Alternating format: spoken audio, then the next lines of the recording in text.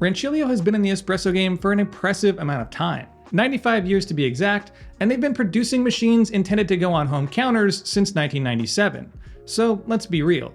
It's probably fair to say they've got a solid grasp on espresso, and the Pro X is the newest in their long line of Silvias. But it's the first one I've had my hands on since I started this channel back in 2018, so it all feels pretty new to me. Plus, the Pro X checks all the right boxes for most espresso enthusiasts.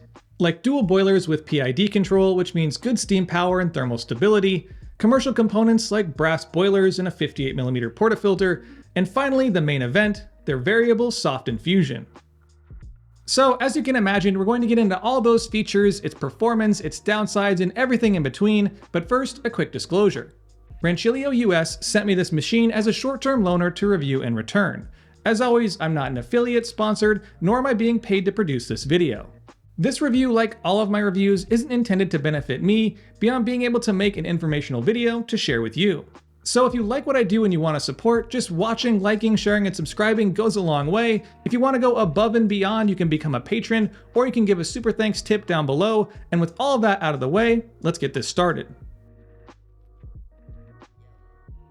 One of the main benefits of the Silvia, along every generation, the Pro X included, is its straightforward simplicity. Just from looking at it, you can essentially understand what each button and knob does, and I think that's part of its appeal. Up top, you've got the lid to its internal 2-liter water tank. On the left side of its face, there are 3 simple and satisfyingly snappy rocker switches to control the power, the hot water tap, and the steam boiler. In the center is the digital screen, which by default displays the brew boiler temperature. And it doubles as a shot counter when the pump is engaged. The plus and minus buttons will allow you to adjust the brew temp.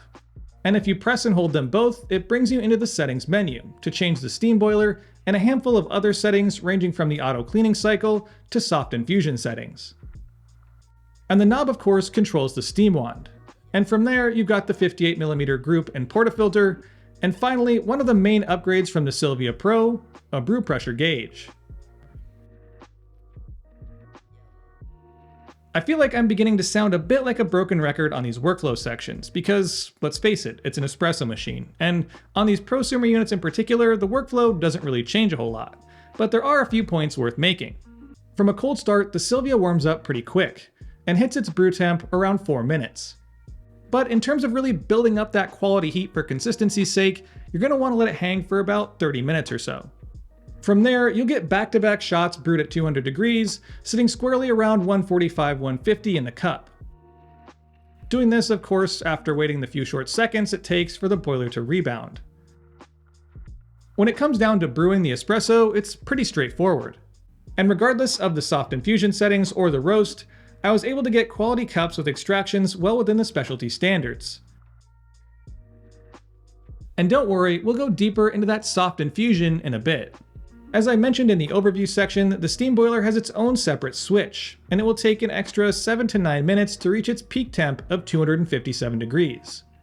The knob allows for plenty of finesse in terms of the steam pressure, and the wand itself has enough movement to find a comfortable steaming position. In terms of performance, the steam power is consistent, and the standard 4-hole tip produces a nice vortex and a quality texture without much fuss. And finally, the heart of the Silvia Pro X is 2 vibration pumps, one for the steam and one for the brew.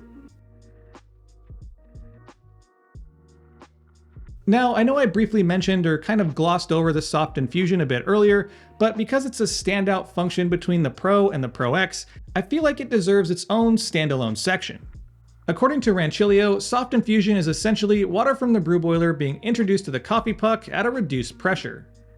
Rancilio seems pretty adamant that it's a different process to pre-infusion, but I'd argue that essentially any pre-wetting of the puck under low pressure is essentially the same thing, but my job really isn't the semantics.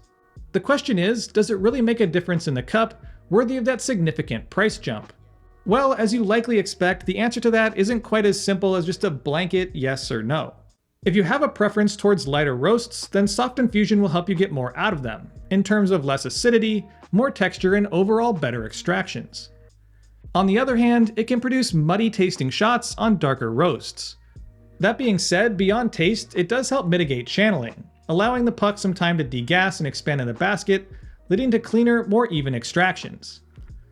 which arguably improves the taste as well, so that's another benefit. Finally, it gives you more room for exploration beyond the standard variables of grind, shot time, and yield.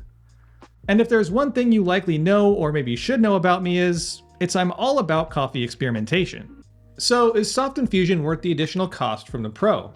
Well, that's up to your particular espresso preferences, and if you can even find a Pro for sale, which I couldn't. At this point in my career, I've had my sticky barista paws on a lot of machines, and along with the good comes the bad. And usually, pretty quickly with daily use, a machine's quirks and downsides become glaringly apparent. But somehow the Pro X really doesn't have many, and the only thing that consistently bothered me was the drip tray design. So to start, it's pretty shallow, which seems to be a common thing, but also it needs to be tipped up to be removed. So if it's a little over halfway full, you're going to have to soak up or transfer some water, or you'll end up dumping it back into the machine and onto your counter. I also found the function order in the programming menu to be kind of odd. Having things like the brew and steam boiler temps up front makes sense, but putting the infusion settings on the last page seems counterintuitive. To me, it would just make more sense if you place them in the order of the expected frequency of use, with common things like infusion settings and backflushing up front, and emptying the boilers and switching from Celsius to Fahrenheit towards the back.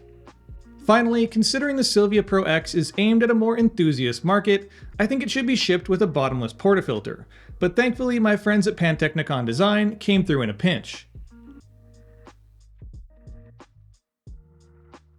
The Silvia has been Rancilio's flagship home machine for over 20 years, and it's gone through multiple versions ranging from the humble single boiler to dual PIDs.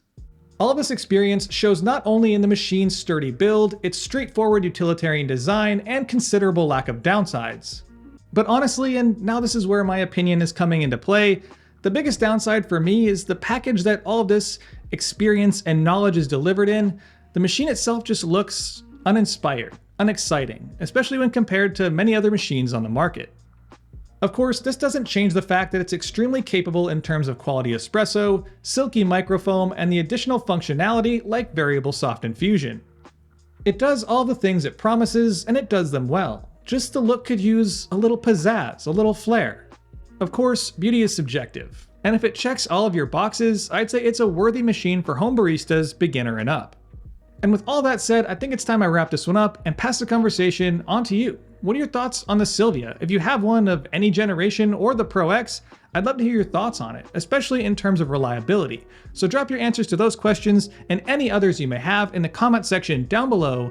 And as always, I'll see y'all next week. Thanks for watching, and if you enjoyed the video, don't forget to like, share, and subscribe. Hit that little bell button for notifications of new videos posted every Friday. Check out my Instagram at Sprometheus for content throughout the week, my blog at Sprometheus.com, my coffee at littlegiant.coffee, and as always, stay caffeinated. Ponyboy.